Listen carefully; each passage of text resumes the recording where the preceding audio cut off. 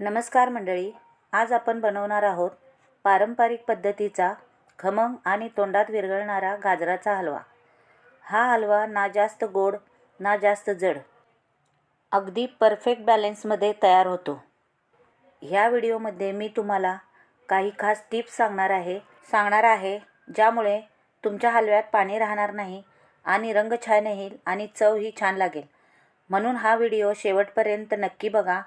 Recipe आवडली तर like करा, मित्रमैत्रिणींना शेअर करा आणि चॅनलवर नवीन असाल तर सबस्क्राईब करून बेल आयकॉन दाबायला विसरू नका।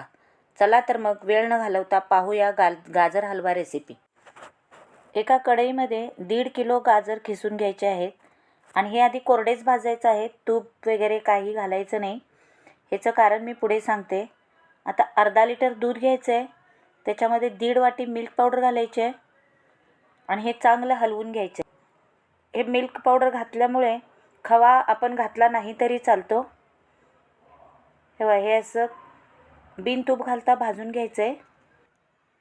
तर बिन तूप घालता का भाजायचं, तर सुरुवातीला जर आपण तूप घालून भाजलं तर त्याचा कलर बदलतो, असा लाल भडक कलर राहत नाही। म्हणून सुरुवातीला तूप घालायचं नाही, तसंच भाजायचा। आता याला आपण बिन तुपाचा असा कोरडा चांगला भाजून घेतलेला आहे। आता याच्यामध्ये आपण मगाशी दूध तयार केलेलं त्यातलं थोडं थोडं दूध घालायचं आहे, एकदम सगळं दूध घालायचं नाही। त्यालाही कारण आहे, ते मी पुढे सांगणारच आहे। इथे एक टीप आहे ती, असं थोडं थोडं दूध घालून ह्या थोड्या थोड्या दुधात आपण गाजर शिजवून घेणार आहोत। तेव्हा थोडं थोडं दूध घालून असं हलवायचं आहे। तेव्हा आता ते दूध घातलेलं आता आटत आले। इथे आणखीन थोडं दूध घालायचं आहे आणि हे पण चांगलं हलवायचं आहे।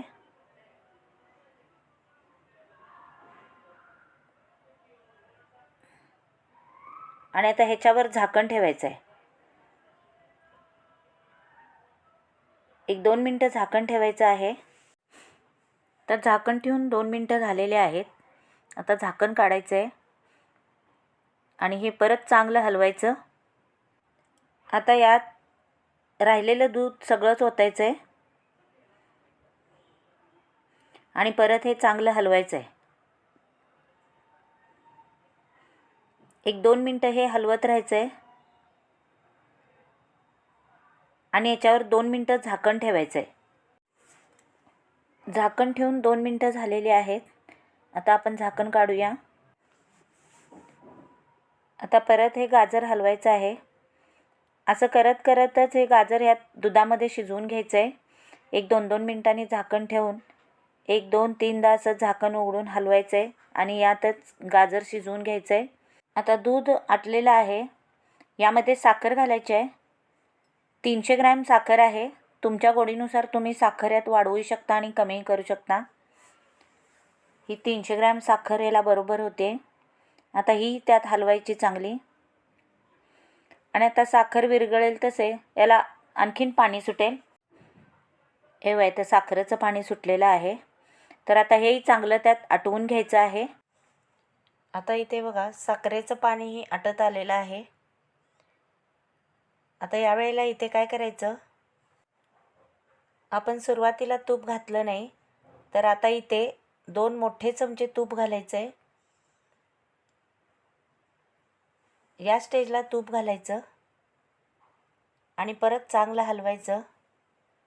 तर सुरुवातीला आपण तूप का घातलं नाही, तर त्याचा नैसर्गिक कलर असा कायम राहतो, ह्याचा कलर बदलत नाही। आणि दूध आपण थोडं थोडं का घातलं, तर याच्यामध्ये अशा गुठळ्या होतात बघा, बारीक रव्यासारख्या पांढऱ्या पांढऱ्या गुठळ्या दिसतात, तर त्या होत नाहीत। थोडं थोडं दूध घालून परतलं तर त्या गुठळ्या होत नाहीत। म्हणून असं थोडं थोडं दूध घालून गाजर शिजवून घ्यायचं। तर आता बघा हे चांगलं आटलेलं आहे। यामध्ये आता आपण ड्रायफ्रूट्स घेतलेत, बदाम, पिस्ता, काजू, अर्धी वाटी ड्रायफ्रूट आहेत। तर हे घालायचं आहे। ह्याच्या आधी इथे मी 2 चमचे वेलची पूड घातले, तो व्हिडिओ माझ्याकडून डिलीट झाला आहे। तर 2 चमचे वेलची पूड ही घाला आणि 2 मिनटं चांगलं हलवून घ्यायचं आहे। तर इथे बघा आपला हलवा आता तयार झालेला आहे. त्याचा नैसर्गिक कलरही चांगला राहिलेला आहे. आणि बघा यात तुम्हाला एकसुद्धा अशी गुठळी दिसत नाही. तुम्हाला गाजराच्या हलव्याची रेसिपी कशी वाटली मला कमेंट करून कळवा. माझं चॅनल सबस्क्राईब करा, माझा व्हिडिओ लाईक करा आणि इतरांना शेअरही करा. चला तर पुन्हा भेटूया गीताज रेसिपीच्या पुढच्या एका रेसिपीमध्ये. धन्यवाद.